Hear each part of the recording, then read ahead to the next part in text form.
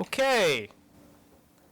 I'd like to call this meeting to order and welcome to the PUCO's Grid Modernization Endeavor Power Forward. The Commission is grateful that so many of you have shown up here today, excited to participate in what should be a revolutionary dialogue about the future for Ohioans. And please note what I just said. Our Grid Modernization Endeavor is a discussion about the future for Ohioans. It's not a discussion about the future for a particular stakeholder. This is not Utility 2.0 or one of those proceedings, as some grid modernization proceedings have been framed, or for that matter, competitive retail 2.0 or any other stakeholder 2.0. This is about the future of power delivery, surely, but what sets this grid modernization proceeding apart is its focus on you, the customer, Ohioans.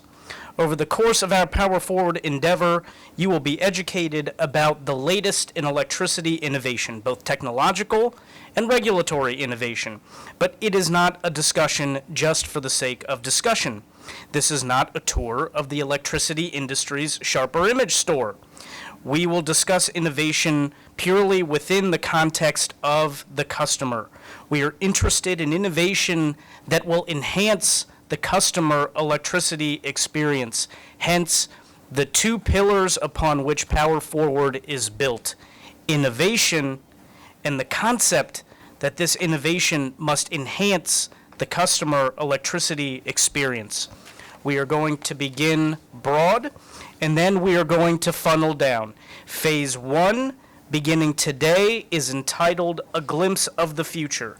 We have a tremendous slate of speakers today and throughout Phase 1 who have volunteered their time and effort to come and educate Ohioans about what the future of power delivery can look like and how it can benefit all of us. Later this summer, we'll funnel down into Phase 2, which will be a comprehensive review of the grid technology necessary to create this great future. And in the fall, for Phase 3, we'll funnel down all the way into the regulation and rate making necessary to create this great future and enhance the customer electricity experience. So today, what will you expect to hear? You'll hear about what a day in the life of a customer could be in this new world.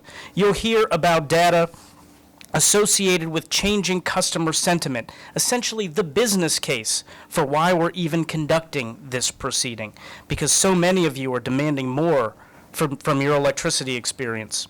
And you'll hear about how specific, innovative products are improving customers' lives. We will not fear the future of the industry.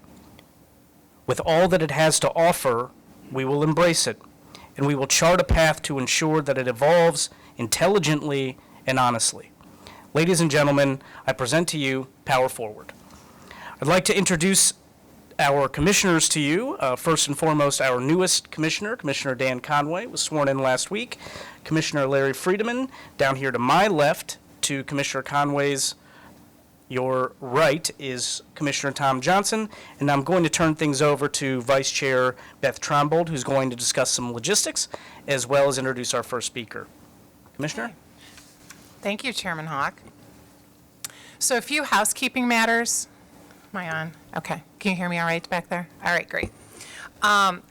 So we know this room can get crowded, so just wanted to give you the heads up. If you need to get up and take a walk, but you still want to listen, there's an overflow room just around the corner here that has a screen, and the webcast can be heard real time in there.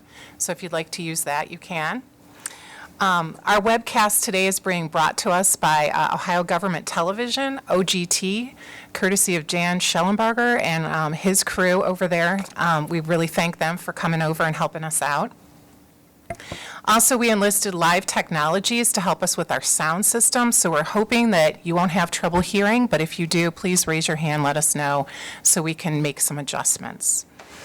The restrooms, if you don't know, are down this hall and to the right, down this hall, and they're on the right, on the left-hand side. And the agenda, we have breaks between each of the speakers and panels, and that was sorted by design. We have lunch from 11:30 to 1, so we want to get started at 1 o'clock sharp, and we plan to end the day at 4:15. So we packed it in, but we're hoping that it'll be in a way that you can get some things out of it and also have a chance to really think through some of the things people are saying. So as you can imagine, a successful discussion like we envision here today has taken months in the making, and it's been truly a team effort. Under the leadership of our chair, I was excited to assemble a group of about 20 staff people, and they were from across the commission with a variety of backgrounds, and we began researching grid modernization and what other states were doing and other entities, what they were saying about grid modernization. And after looking through all these things, we put together a plan and sought the best practices from other states and talked to a lot of experts out there. There was a lot of thought put into the content as well as the process and the agenda. I know that thank yous are often done at the end of an event, and we realize that, but like so many things with Power Forward, we really want to do things differently. So if you bear with me, I'm going to thank people at the beginning of the event, because I think it's very important that you understand how many people were involved in making today possible. First, I want to thank our new Chief of Grid Modernization who's sitting with us here at the bench, Christina Schaefer. Raise your hand down there. Most of you have talked with her, especially if you're speaking today, and we're really excited about the work she's doing for us. She's done so much legwork and been really thoughtful in helping us chart the path for the panels. Next, I want to thank my aide, Kristen Klingen. So raise your hand, Kristen. I know she's going to hate me for this, right? She worked extremely hard in handling the logistics for this event and working closely with Christina. So Kristen, thanks so much for your hard work. The other commissioner aides were also very instrumental, especially Bethany Allen, John Ryan, and Chris Solar. Where are you guys? Raise your hands if you're in here. They're hiding. Okay, well, we thank them for their research and helping us so closely with the event. I want to thank our Chief Analyst, Howard Petrikoff, our Office of Public Affairs, Holly Karg, Matt Schilling, Zach Hoffman, Jill Coker, Sarah Ziegler, Jeff McNaughton, Luca Papalelko, Carly Noel, and Tammy Lee all helped us immensely in getting everything done today. I'd like to thank our Service Monitoring and Enforcement Department, John Williams and Barb Bossert, and Jake Nicodemus here at the bench. Jake, you want to raise your hand? Thank you. Our Rates and Analysis Department, led by Patrick Donnellan, sitting at the bench. Mihaela Christopher here at the bench has been really helpful in getting things going, and Tim Benedict, thank you both so much. We also had help from Jim Schweitzer, Chris Cunningham, Amanda Stallings, and Lisa Brandstuhl. Thank you all for helping us. Our legal department, Angela Hawkins, she's probably going to be in and out, thanking her for her advice. Our business resources department, these things don't happen without the people that do all the things behind the scenes. Susan Patterson, are you in here? Susan Patterson, Bev Hoskinson, Ed Carr, Dwayne Gordon, Mark Holderman, Michael Dorian, Brian McGarry. Any of you here? None are here. They're not telling us they're here. I know they are. So anyway, I know that's a lot of people, but as you can see, it took a lot of people to make this happen. And this is just the first phase. We'll have phase 2 in July, phase 3 sometime in the fall, probably September. And all those folks are key in making this day possible. So with that, we'd like to get started. I'd like to introduce our first speaker, Paul D. Martini, if you want to come on up. So Paul, when I was asking people across the country, different commissioners in different states, who should we have to speak on grid modernization, and his name came up, I'm not kidding you, more than 10 times. And so we knew this was the guy that we wanted to have lead off. So we really appreciate him being here today. Just in terms of Paul's background, he provides advisory services regarding the integration of distributive energy resources, market design, and related business models. In addition to supporting several utilities business models and grid modernization strategies, Paul also supports related efforts with EEI and EPRI. He co-facilitated California's Distributed Resource Plan working groups and was a lead facilitator of the New York Joint Utility Stakeholder Engagement for development of the distribution system implementation plans. Paul's co-project manager for DOE's Modern Distribution Grid initiative that is developing a decision framework for a modern grid aligned to customer needs and state policy objectives. So, and he has a great background. I won't go into all of his education, but Paul, thank you so much for coming today. We'd really appreciate it, and I'll turn it over to you. Well, thank you. Really appreciate the opportunity to share a few thoughts in terms of where we're going, where we are today, actually, in many cases, but also where we're heading. In particular, a focus, as I titled this presentation, as a customer-centric modern grid. It's pretty clear as we think about the challenges ahead and opportunities as well, that customer choices at home and work are shaping the need for and pace of grid modernization. Sometimes, as was mentioned at the outset, there's a focus on policy objectives, but really fundamentally what we're seeing is changes in customer expectations for service and their experience opportunities, as well as the enabling technologies. They're both supporting that or fueling those changes in expectations, as well as enabling choices that customers have in their daily lives, whether it's at home or at work. So maybe just to touch on what's been happening with customer expectations, just a quick, sort of sample of several surveys. And there have been a number of surveys over the last, 4 or 5 years, some more recent, some a little bit further back, but all point to fundamental changes in the way that customers are thinking about electricity and the role in their life. Certainly, an interest in lower, stable costs is important. Improved reliability, as we'll get into a little bit more, is certainly at the forefront, as well as an opportunity to, as I think certainly residential customers think about not being wasteful, and in the commercial sector, the environmental attributes that might be important to them as they market their products both here in Ohio and across the country and worldwide. It's pretty clear as we think about businesses, the focus on cost is always important from a competitive perspective, but also their recognition that increasingly, as you probably have seen, but in surveys repeatedly, businesses are really attuned to what customers are expecting of them in terms of environmental leadership and incorporating into their products. But as we think about residential customers, it's maybe as simple as just managing their everyday budget, their monthly bill, and how do they use energy more efficiently as part of that, but also a focus on enhancing reliability as they increasingly are more online in this always-on environment. One of the things that's emerging, and we'll get into this in a little bit more, is this recognition that technology is coming into our lives in a much more pervasive way. And as highlighted here in a recent Intel study, there's an expectation that we will see smart homes really emerge in a way that had been talked about for many years over the past decade, but we're already starting to see, and we'll touch on this in the day in the life, in terms of how that may start to play out more in our lives.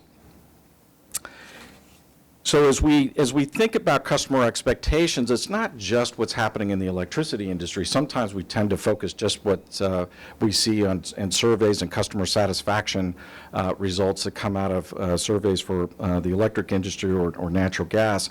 And really, customers' expectations are being shaped by a much broader set of experiences with service providers from every business sector. And it's pretty clear on these general trends, and these trends come from, again, this broad perspective, not the electric industry, that customers want to help themselves. So the move towards more self-help, this sort of being able to do it themselves, has really been something that has come to the forefront. in many industries. And as I think most of us know through our own experience with many online services, there isn't really often somebody to talk to. Very much the tools are set up for people to pretty much do things themselves. Certainly shopping experience, as we know from Amazon and others, is pretty much a self-help arrangement, and the decision tools and the algorithms that power that really enable us to be able to do things for ourselves. I think we all know, and the studies certainly show it, there's a number of surveys from the Pew Research Institute that really show that the customer really is always on. We tend to look at our phones, our smartphones, as that has come into, it's now almost 10 years since they were first introduced. We are captivated by what's available, the information, the ability to make decisions, whether we're managing our finances, our banking, whether we're shopping. A lot of that can be done anytime, anywhere, and increasingly will be empowered by changes in technology that I'll touch on in a second. We're also seeing much more personalization and a recognition by customers that they want to be treated and interacted with in a very personalized way. And data that's available and information management systems that are now available really allow for that sort of personalization that customers have come to expect. And as we see about the pervasiveness of smarter technologies, whether it's wearables like our whether it's a smartwatch or a Fitbit or just our smartphones or other devices, what we think of as fast and has traditionally thought of something as fast is no longer fast, and it's moving quicker. I mean, as you can imagine, 20 years ago when you dialed up to the internet was first starting to come onto the scene, how long would you wait for something to be downloaded and thought that that was pretty fast? Today, if it's not happening instantaneously, you get impatient and you start to move on to the next thing. We get frustrated when a download doesn't happen so quickly. We have all this information at our fingertips in a blink of an eye, literally, and that has impact on how people perceive what fast is in our everyday life with respect to service offerings and how engagement and what's available to them and information availability. Whether we like it or not, in many ways, this industry is still sort of in an auto manual mode in many cases, particularly as we think about things on the distribution system. And so how do we think about that transition into addressing an environment where the customer thinks fast is something quite different as we think about things like outage management or reporting and the like, their perception of fast versus what we have traditionally thought of as fast is something that I think we'll need to consider. And clearly, as I touched on before, there is a greening of the customer, if you will, in terms of expectation. So how's that shaping up in terms of thinking about customer engagement? And you're going to hear from other speakers on this, so I won't go into this in a lot. But generally speaking, I think of this as a journey, an evolution, where providing more information to the customer through a variety of means and starts to put the customer in control of being able to make decisions, being able to help themselves with what they may need to do to manage their bills, maybe consider energy efficiency measures, whatever it may be. It starts to put them into control of their own destiny, which is certainly a powerful driver for customers these days. The other is the information that's increasingly being provided also has, obviously, context now increasingly being provided in terms of whether it's geospatial information like mapping, in many cases, information that's increasingly being provided with outage management provides some context. So this idea that the customer is being provided context around the information, and vice versa, that the information that a customer may be providing to the utility or other service provider is also providing some context about how their service and their service experience is happening. There's an opportunity, as we see with social media, this whole move towards a sharing economy, but even more so just how to think about collaboration with customers and what might that look like. Clearly this is business strategies in other industry sectors where the engagement of the user in the development of what the solution is certainly something that has been thriving for the last 5 years in particular. But we're starting to see little signs of this in the electric industry where customers providing on social media information about outages, where that now can be, through technology, can be picked up and filtered and provided to an operator to provide some situational awareness beyond what you might be able to get just from grid sensors and the like. So this idea that customers actually may be collaborating and helping in a way in thinking about and responding to outages and understanding the severity is something that is clearly possible, and we're starting to see the early signs of those kinds of things. That's not the only way to think about that opportunity, but clearly there'll be more of these potential coming down the road. And then as we think about customer co-creation, it's another way of thinking about if customers are adopting distributed resources or microgrids or other resources, even just through demand management, there's an opportunity to think about that in a co-creation sort of context where there's much more engagement in that phrase than we might otherwise think about just responsive demand, which tends to sort of, I don't know, somehow diminish the role of the customer in that. And so thinking about this in a co-creative way may start to think differently about how that opportunity might evolve as we think about the role of the customer in this modern grid. So maybe as we tee up a few things here in terms of how this engagement and customer expectation, we take a walk through a day in the life, which could even be today, but certainly as touched on in the surveys, over the next 5 to 10 years, we may see more of that. So starting with in the morning at a house here in Ohio that may have solar on the roof or may not, that we see an opportunity where customers are increasingly leveraging technology. In the case of what we're seeing with smarter devices and the Internet of Things, I'm sure we'll hear more about this over the coming days and in the following sessions that you have this year. But it's pretty clear that the phrase Internet of Things is something that will pop up increasingly, and particularly in customers' lives. We're already seeing the proliferation that people had projected a few years ago starting to come about, whether we're talking about things like smartwatches or connected devices, the interaction with multiple devices, and essentially enabling through communication, Wi-Fi in this case, or Bluetooth. The communication advances are allowing the connectivity and the algorithms and controls to overlaying that is enabling us to be able to interact with devices in a way that we hadn't really contemplated, and certainly not in a way that we contemplated when smartphones were introduced in 2007. So just 10 years on, we can see pretty dramatic changes in the way we start to interact with devices. But it might be helpful to understand that we're not static. Technological advance is, I think as we all know, grows pretty exponentially. Just to give you a sense of it, while we think that we're pretty advanced with 4G, LTE, cellular communications and Wi-Fi, 5G communications, as I'm sure you all have been sort of aware of, it has the potential for a 10 times increase in bandwidth. And so people are expecting over the next 5 to 10 years a real explosion in what the capabilities are to be able to engage with devices, but also be able to provide a richer content with customers and with an interaction with devices. The projection is by 2020 there'll be 4 sort of smart enabled devices per person worldwide. In the U.S. that number is likely to be higher.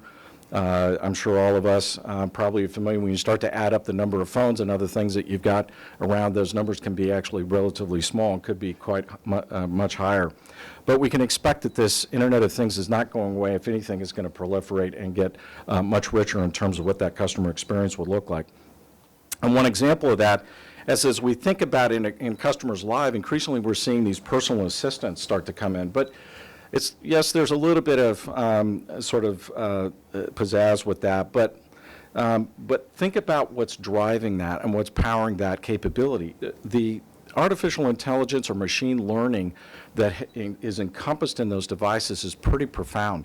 What we're seeing is the ability to translate speech into action and linking that with information that the customers, or even increasingly actions that that device will take interacting with other devices in the home to be able to automatically do what the customer wants. We used to talk about, 10 years ago, this idea of set and forget. I think we're moving into a completely different paradigm here with these sort of capabilities where it's not just set and forget, but it's much more interactive. It can be tailored every day. It can be tailored to the different members of the family or the household. We're seeing quite a jump here. And it isn't just personal assistance, right, as I mentioned. It's this underlying ability to, with these algorithms around machine learning and so on, that are pretty profound, and how that will start to play out increasingly so, I think, in this industry over the next 5 to 10 years.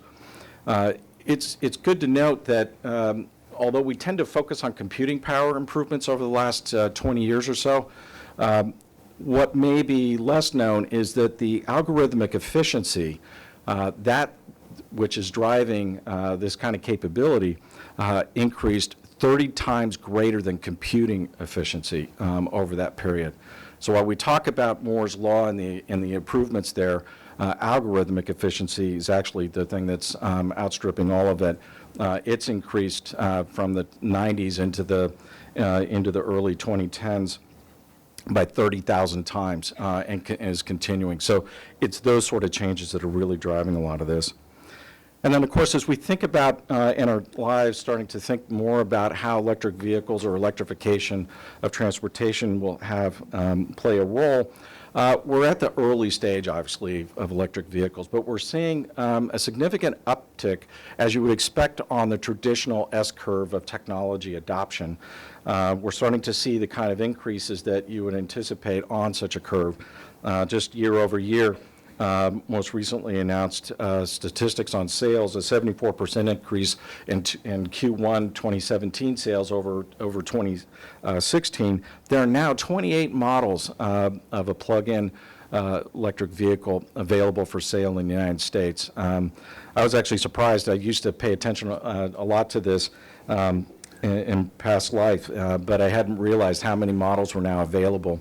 We're starting to see maybe the start of a definite trend there as more models and sales pick up. And as we get to work, we start to see that certainly increasingly a number of our workplaces are shaped by an opportunity to think differently about energy, whether it's by thinking about the adoption of solar, as we've seen in the commercial space. Target now has 300 stores with 147 megawatts of rooftop solar. I think they're the leader in the U.S. on that. Walmart's not far behind. IKEA has 90% of its stores with solar.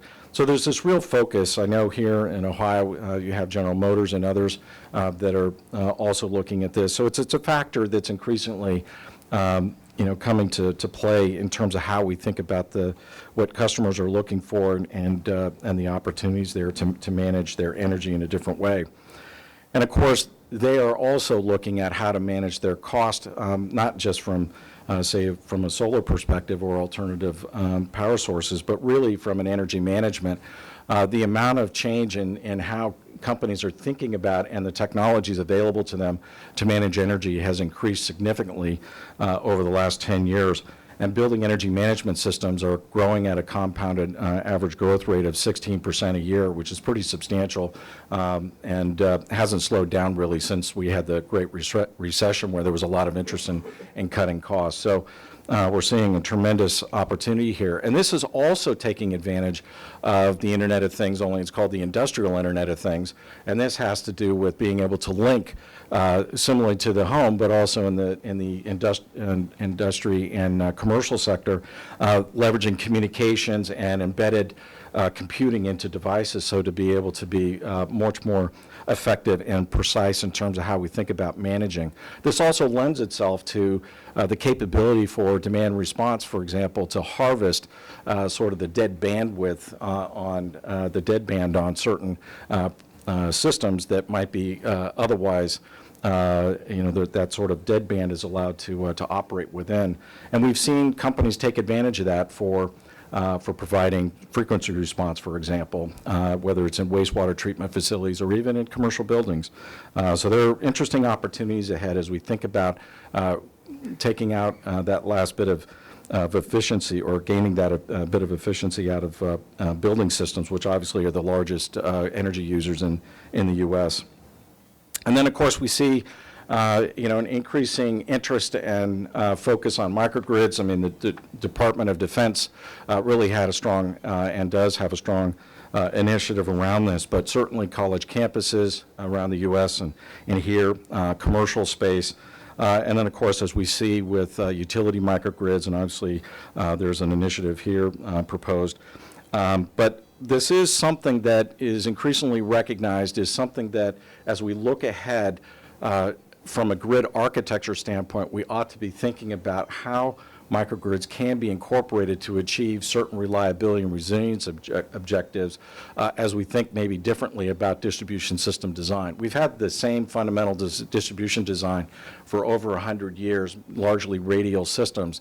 And so as we think about what may be needed in a certain community or for a certain set of customers, how might we think about different design structures, and then how might we leverage distributed resources as part of that to think differently about achieving what customers may want in terms of reliability. And as we go back home in the evening, we may start to increasingly see energy storage available at the home. Certainly there are products already available and being adopted in different parts of the country and around the world. But these sort of devices, this one from SunVerge, would increasingly be paired with solar as we think about trying to match the production of solar with the consumption. Storage can play an important role along with demand management to do that in a much more cost-effective way for not only an individual customer, but perhaps for all customers. And as we think about in the evening, coming back to the home automation and the experience here, one of the things that's really important that we take for granted when Wi-Fi works really well or Bluetooth is interoperability. And sometimes it can get very technical in the conversation, but it's really important.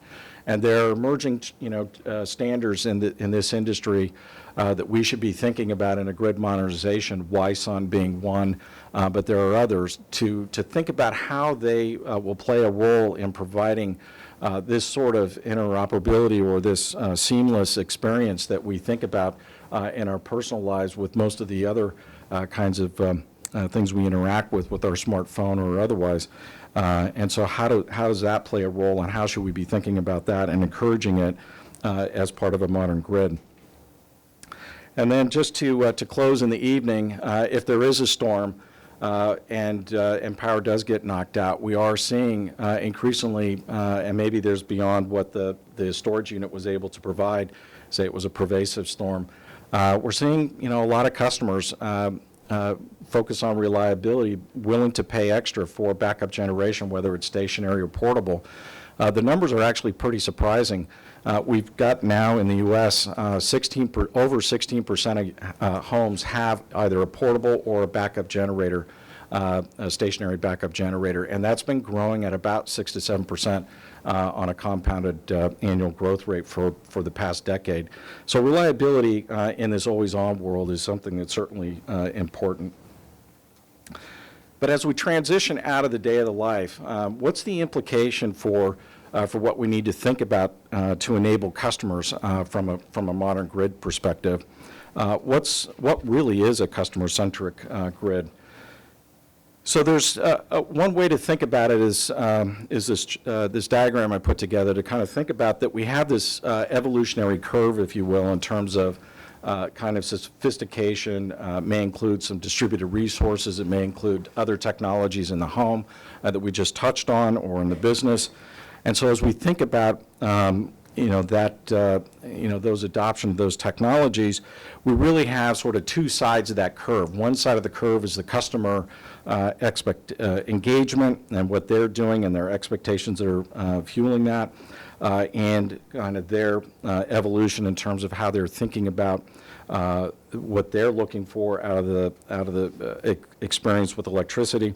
And then on the other side is, what does the distribution system in particular, in this case, need to be able to evolve to? What are the additional capabilities that are required to enable that? So much more from a customer-driven perspective is a way to think about this. So obviously in stage one, as we talk about customer empowerment, things like focus on cost management, and services, information and decision tools. Then as we go up into stage two, customer co-creation, where customer self-supply, that is if they rooftop solar or other, and reliability and potentially providing services to the power system, as we've seen in several places. And then, much farther down the road, there may be, as some have speculated, that we may see multi-party transactions. On the flip side, what we're seeing from the grid is a starting point in aging infrastructure refresh, advanced technologies for planning, reliability, resilience, and operational efficiency. So starting with the basics and starting to lay some of that fundamental foundation for addressing reliability and cost effectiveness. And then as DER may be increasing over time, then there's an opportunity to think about what the DER integration technologies may be needed on the grid, and potentially those technologies for DER utilization, and then potentially much farther down the road if there are markets. But it's pretty clear that we are seeing a transition from a one-way grid into a grid of things, to sort of build on the Internet of Things. So this grid of things is certainly emerging, and it's a lot of discussion about around the country, and certainly I think here in some of the efforts that are already underway and some of the proposals. So as we think about that, this has in this diagram some analogies to how we think about network-based systems. And we often don't talk about the electric grid as a network, but it is, and from in economic terms, has the potential to really become that. Where we start to think about not just the economies of scale that have driven this industry for a century, but start to think about how in this new environment with much more engaged customers, with customers that have resources, that they are also part of the co-creation as that may evolve. There may actually be an opportunity to explore network economics, not unlike what's happened in telecommunications, where you start to think about the role that the electric distribution system in particular might be much more thought of as a network enabling a set of transactions across that, whether they be related to the electricity or to a set of services that otherwise are provided on top or around that. So how do we think differently about this? This is something that is at the early stage of thinking. This is going on around the country where people are exploring these ideas to see how these may be applicable to this, to the electric industry in the U.S. As part of that, it's why many people are using talking about grid as a platform. We've heard this in other states, certainly in a lot of discussion that goes on. We talk about platforms, and there are really two types of platforms. One type of platform is, which often gets confused, is a market platform where you have people transacting. That's not what we're talking about here. The other type of platform is providing a foundation by which subsequent investments can build upon, so that you know that you have a set of enabling technologies, infrastructure, cyber-physical system that can support applications that come later down the road and be able to support how Ohio may evolve over time, but recognizing you could start with some of the building blocks today.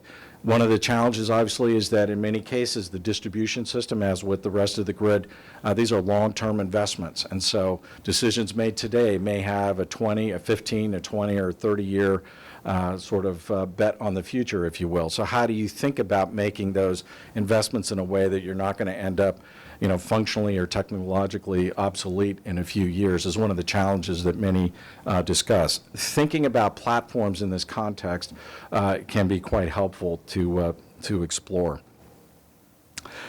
One of the ways in thinking about this that we've been exploring on the DOE Modern Distribution Grid project, also referred to as DSPX, Distribution System Platform, the next generation, is to think about where are we today and how might the functionalities need to evolve over time as we think about the objectives driven by customers in terms of what they're looking to accomplish.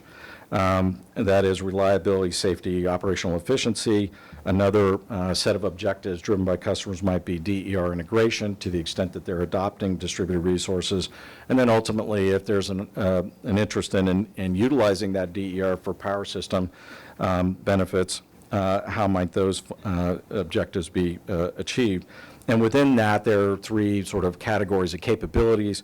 This, in simple terms, planning, grid operations, and potentially for market support. Today, where we are is where these two gray dots are.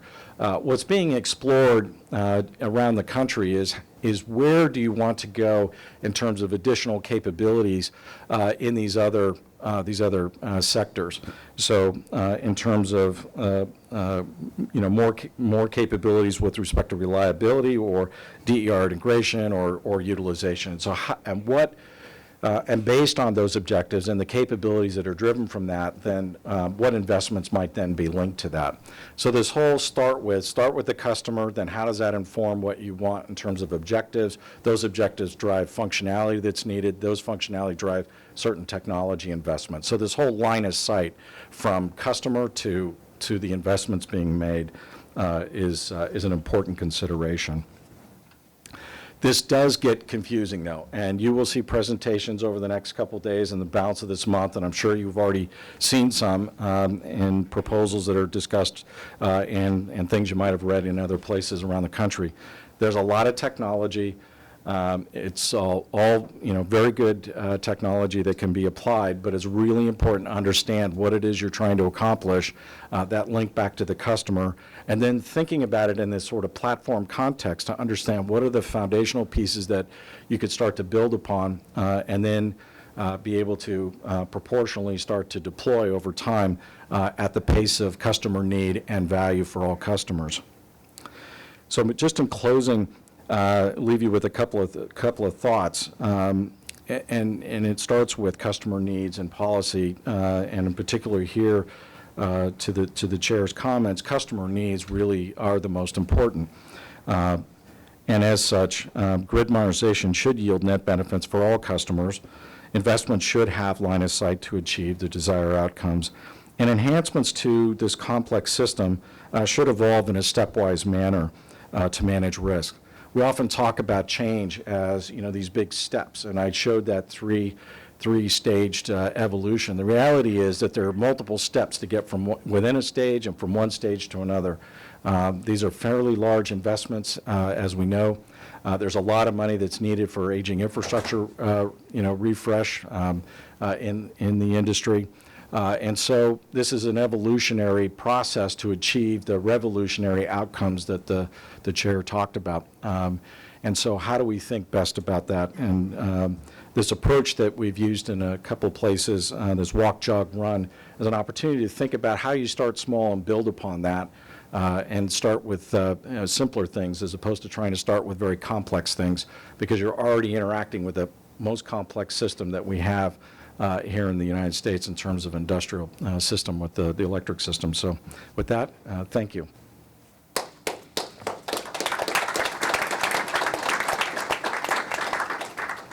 Paul, thank you very much. Really fascinating presentation. Let me ask the first question. Look, so customers don't know what they want if they haven't been exposed to this potential, okay? And so I'm thinking, so I still view myself as at least as partially human, part layman, Ohioan and a customer from inception here. So where are we sort of in the if there's sort of two paths that are progressing simultaneously, and one is associated with what customers want and where they are sort of on that path, and then the other is where we are as a state, and we've pecked around the edges of this. And part of the reason why we're doing this is to comprehensively have a policy, some policy objectives going forward per your last few slides. Because these are long-term investments, again, I think this is the smart thing to do here, is to chart that path now. But how far away are we from customers saying, why in the heck can't we do this in our homes or in our small businesses, and sort of where we are now, which has really been traditional power delivery for some decades? Well, I think you're already there to some degree, and obviously that's a broad statement, but I think if you broke it down into the different attributes that we talked about in this presentation, in terms of customer engagement, I think you're already there in terms of what customers expect in terms of user experience and what they think of as fast and what they would anticipate in terms of interaction and engagement with their service providers. So on that dimension, you're already there and have been for some time because that's being shaped by other industries. So what does that mean in terms of what what the utilities may need to do or others need to do to engage customers effectively on par with what they may expect from other service providers? That's an open question. What would be, what would that look like? Another would be, how do we need to think about reliability? Clearly, customers are already taking action when you have that many households, and most of those adoption is east of the Mississippi. And so when you think about the number of households that are, thinking reliability, they're willing to pay more for that. And I've had a number of conversations with folks that, about what's the cost effectiveness of that reliability. And when you think about it, customers are paying for this, and they're not looking at what's a 2-year or 5-year simple payback on, backup generator. They're just out and they're like, I don't want to have to be out. So, we're moving into a world where some of these things are really becoming more appliances, like what may, and it's not for everybody, but there are certainly customers that are willing to pay for some of these things. And so how do we understand that level of personalization that, on one hand, yes, the personalization in terms of how we interact online with some, but there's also this more segmented view of, so what might that set of customers want in terms of service versus another? We have a challenge in this industry that the industry is based on averages. And we don't have average customers anymore, and the rest of their experience is such that everybody else treats customers very uniquely. So how do we address that uniqueness in a way that still sort of aligns with the overall economics of that the industry has relied on? As it gets to things like distributed resources, for Ohio, that may be the next decade. Other than the commercial sector, for residential, that may be a ways off, but it's not far off. It's not 20 years off. So what is that? What do you need to be thinking about ahead of time? I would encourage you to look at what other states are doing to understand what sequence you want to tackle issues to get ahead of it. You don't want to end up in a situation where you said, well, I don't need to deal with it, and then for whatever reason, technological breakthrough, some policy change, whatever, all of a sudden you're sitting there with a big issue in front of you and having to play catch up. I'm spending a lot of time in Hawaii right now, and they're playing catch up with an issue that they weren't ahead of. And there's some lessons to be learned from that, and understanding, given that the long cycles we have, in decision making through regulatory processes, to understand, okay, I may need to be aiming where do I need to be 5 years, and I may need to start taking some of the issues early to be able to be prepared for that. So maybe some thoughts there. That's perfect. Thank you. Commissioners, let's do one question apiece, and then we'll move on to staff. Commissioner Trombold. Thank you, Chairman. I really like this analogy of walk, jog, run. I think that you can see it in your mind what you're talking about.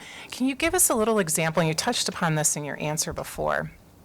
What does that look like for a commission in terms of giving direction or setting a policy for the walk, jog, run? Could you give us a sense? I know you've worked with a lot of other states, so maybe they're at various stages. Well, one of the ways that started to play out, for example, was in Minnesota, where they're looking at changes to distribution planning. And as distribution planning works very well for the way we think about the system today, as we start to see maybe more distributed resources, whether it might be through rooftop adoption or community-based, in their case, solar gardens that came about as a result of legislative change, the need to think differently about distribution planning, in particular, assessing the hosted capacity, that is, how much can a particular feeder or substation be able to accommodate in terms of intermittent renewable resource. And so thinking about that capability, the methodology, engineering methodologies, and what information may be provided is one way to think about where do you start on that, because you can get very sophisticated and complicated, and if I don't necessarily encourage you to look at it, but if you have a mind to look at what's going on in California, there's a whole debate that's been going on around how sophisticated you need to get on doing hosted capacity, and they've been working on it for 2 years. Now, they've already gone through walk and jog. They're now trying to figure out what run looks like, but it's pretty complicated. I'm not suggesting you would start there. Right? It would start with start with something simple, and then that's your sort of walk stage, provides indicative information, and then you move to maybe something more sophisticated, and then you get to, the more complicated discussion like that's happening in California. So that's one example of where you could start to look at that. But an important point is you need to know where you're running to. You need to know where you're running to, and you right. need to know where you're at. So Yep. Where's your starting point? Yep, very good. Commissioner Johnson. Thank you, Mr. Chairman. I just wanted to, in this modern grid, and, I enjoyed your presentation very much. And I'm just looking for some broad thoughts that you might have. But, but what about the low income, not particularly the safety net, which is important, but things like seniors that are on fixed income, people that have not received, maybe middle class that haven't received a pay increase. Excuse me. How do you see those people fitting in to this? Well, there's a number of dimensions, and it can be just through changes in customer experience in terms of their interface with the services they currently get. So how do you engage differently with those customers? And there's a variety of things. In many cases, some of those customers of the segments you touched on do have a fair amount of technology, for example, smartphones and the like, that they may have, and so a different way of thinking about engaging them in a way to manage their energy costs that might be very important to them. Another might be the fact that in some cases you have customers that really don't have a banking relationship. In fact, a lot of customers, particularly for utility customers that are on the lower income, may not have a banking relationship, and they handle their financial transactions in a different way. So how might there be a better way to engage them through some of the alternative banking methods that are now available, that in some cases, and I don't know this state in particular, but in some other states are not necessarily, the utility isn't allowed to do that for whatever, from sort of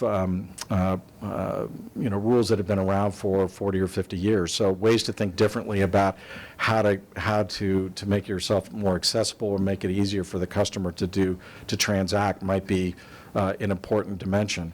So there's a lot of ways to think differently about that user experience as a starting point. As we start to think about what the grid may need to do and the like, I think it's important to then understand what the role of electricity in that person's life is, whether at home or work, and how does those investments in the grid make that better for them? What's the value to them about that? Sometimes we get into these conversations about the grid and we start to get pretty divorced from that customer experience and the value proposition. It gets pretty abstract. And I think sometimes coming back to that and understanding, so how does electricity, play a role in their life? In part, we talk about it, right, at that very high level. Electricity is the lifeblood of the modern economy, but we don't really peel that back and say, okay, let's draw the line directly from that to this to see what role does that make, both in terms of the physical reliability, the cost effectiveness, what is necessary for transacting with that customer to make it easy for them. How do we change that user experience? So I think with this effort, you have an opportunity to maybe do that in a way that I haven't seen other states sort of explore. I don't have a simple answer for you. I mean, I've done work with various utilities to think about those issues and others, but there's so many different customer types that you really have to start looking at, and I know there's going to be more discussion today about that.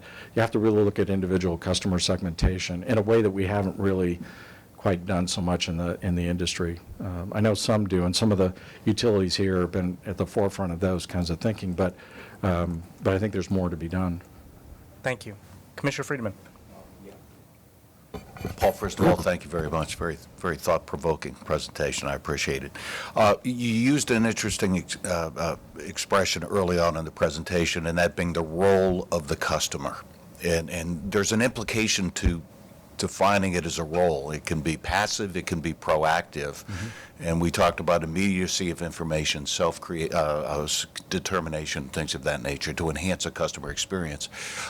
As you introduce disruptive technologies into a marketplace, it will have broad impact on what I will call a reconfigured grid. Mm-hmm. In that respect, if you also increase the self-determination of the customer, the implications associated on that reconfigured grid can get pretty profound. Right.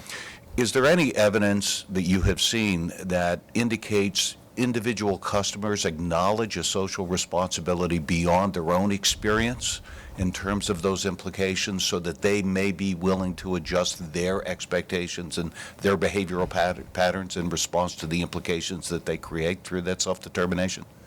No. Okay. That's a really good point. Hawaii is a good example of this, where you've got a very high level of customer adoption of distributed resource, rooftop solar in particular. 17% of all homes in Hawaii have rooftop solar right now. It is having a dramatic impact on their ability to manage the power system as a whole. The state has a 100% renewable goal, which is achievable, but they haven't reconciled how you balance what customers do independently in terms of decisions they make with the more centralized resource planning that is traditionally done in the industry. And so how do you marry those? And how do you have a conversation with customers about what might make the best options in terms of how to achieve that 100% renewable? The customer really hasn't been engaged in that conversation as the role that they have or the choices they're making. They're starting to understand the relationship between pricing, so that tariff design, how that's then impacting this overall balance.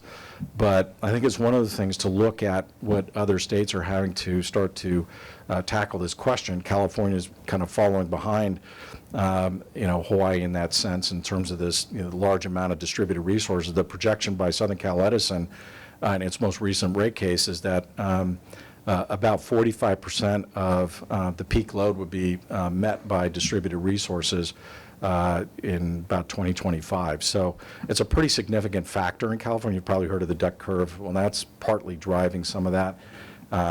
and that has cost implications for those customers that don't adopt. So how do you think about holistically approaching this integrated view of what may happen, and that policy or regulation through tariff design or other may drive certain or enable more cost-effective adoption by customers, so it may spur or not adoption, and how does that fit within the overall objective of what you're trying to aim for all customers? It's a tricky question, and the other thing to keep in mind is as we look farther downfield, increasingly, and I think this is less the case for Ohio, but certainly in places like California, we're going to be in a, and certainly is already kind of there for Hawaii. You get to a point where one of my colleagues, Lorenzo Christoph at the Cal ISO, he talks about, structured and unstructured growth. And structured growth is where policy is basically shaping and through incentives and rate design is kind of driving the growth. Unstructured growth is where we get to a point where you can change the tariff all you want, but fundamentally the technology's gotten to a cost point or customers want it such that they're just adopting irrespective of what you do on tariff. A good example of this is we used to think about smart thermostats as something that had to be built into a demand response program for people to adopt. I don't see anybody, not adopting Nest thermostats or Ecobee thermostats, but, down at Lowe's or Home Depot because there's some demand response program anymore. There's other attributes that are being beneficial to the customer and they're adopting. It may help, but it isn't necessary in several cases anymore for those kinds of things. So that structured versus unstructured is an important thing to kind of keep in mind as you think about when technology is reaching certain cost points. But you're right, that's a broader discussion that probably needs to happen. Great. Commissioner Conway. Thank you, Mr. Chairman. Mr. DeMartini, thanks again for taking your time to come out here and talk to us about these really important issues. I may be repeating the theme of some of the other questions you've already just received from other commissioners, but as you were talking, one of the questions that came to mind for me are what are the issues that we need to avoid playing catch-up on right out of the box? What are the mistakes that have been made or that are being made elsewhere that we might be able to take a cue from and avoid wasting effort or wasting resources? And maybe more positively, what should we be focusing on first? What's the low-hanging fruit in this policy discussion that we could take a look at and have the best chance of addressing in a positive, productive manner? And maybe the answer is be careful about distributed generation deployment by customers, but is there anything else besides that you see? Well, I think I think on a positive note, I think there's some early wins that can be had in thinking about modernizing the distribution system in particular.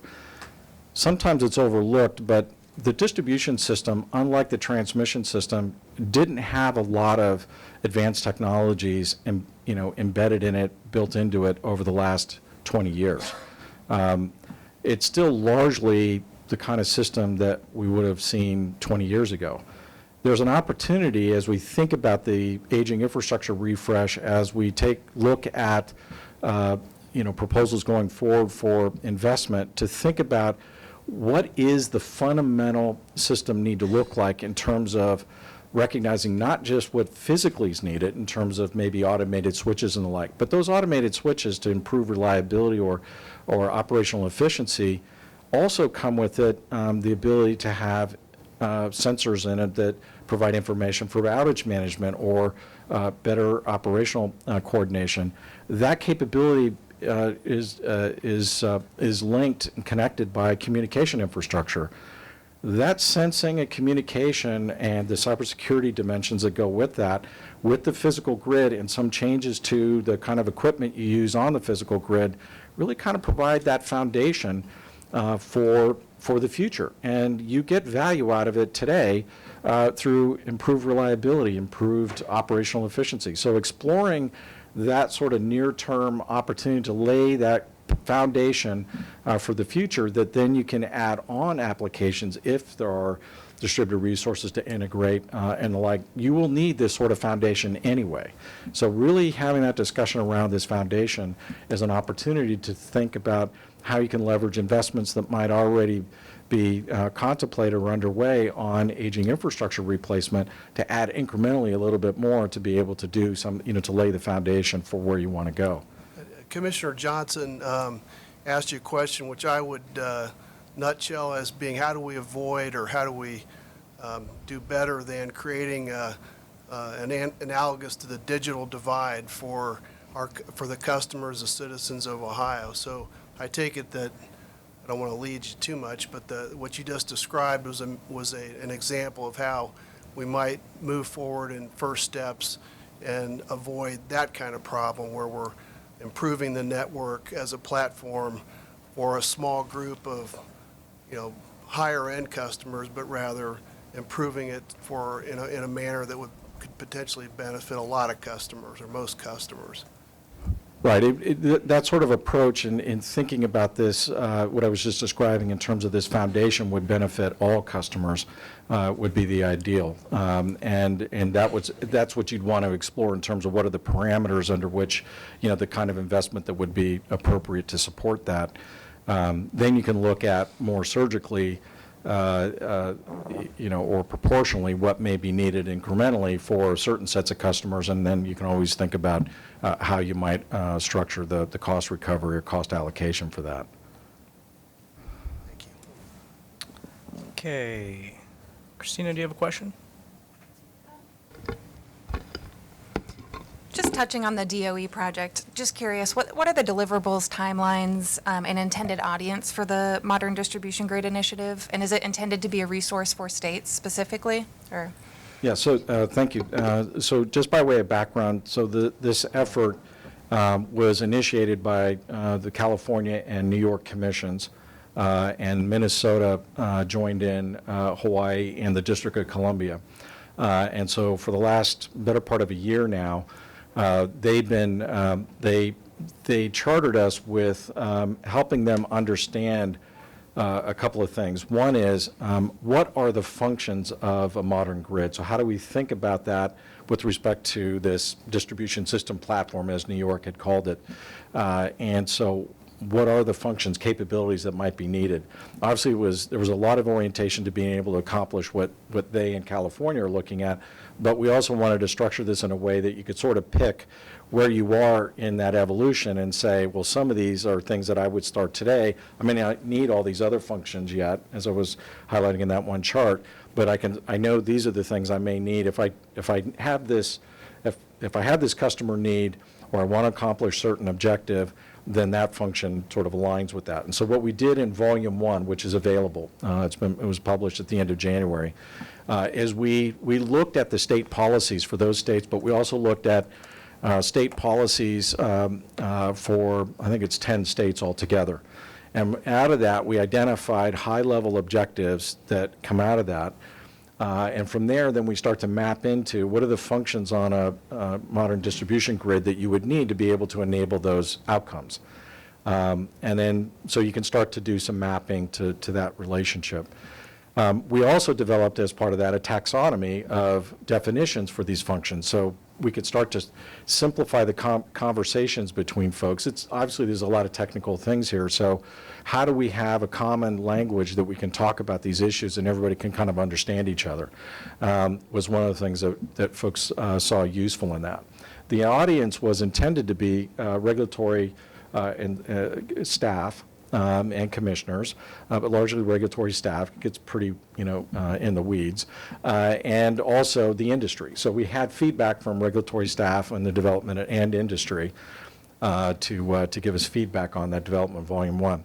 Volume 2, which was published a couple of weeks ago, basically took a look at all the enabling technologies of a modern grid, and we looked at the maturity of it from an adoption perspective. So we considered where that technology was in its product development life cycle, but also in the adoption cycle. So that's always, in some cases, more important than where it is in its technological product development. So being able to understand that, and again, putting a taxonomy together to describe what the different technologies are, and breaking it down, and then talking about where that was in its maturity and any gap assessment with that. So that, again, had industry review and feedback from a number of sources. So that's out and available. So it's a way to kind of then look at these technologies, like in the diagram I showed, and be able to look at, well, where's that at on, in terms of its commercial availability and adoption. And then the third volume, which is currently in development, and a draft for industry review will be available at the end of this month, is the decision maker guide. And so that tries to summarize some of the points we've actually just been talking about, as well as looking at specifically how to think about what was in Volume 1 and Volume 2, to then start to think about how you might make decisions about what investments might make sense or the like, based on what your objectives are. Other questions from staff? Paul, excellent way to kick off Power Forward. Thank you very much for your attendance today. We sincerely appreciate it. You're welcome. Thank you.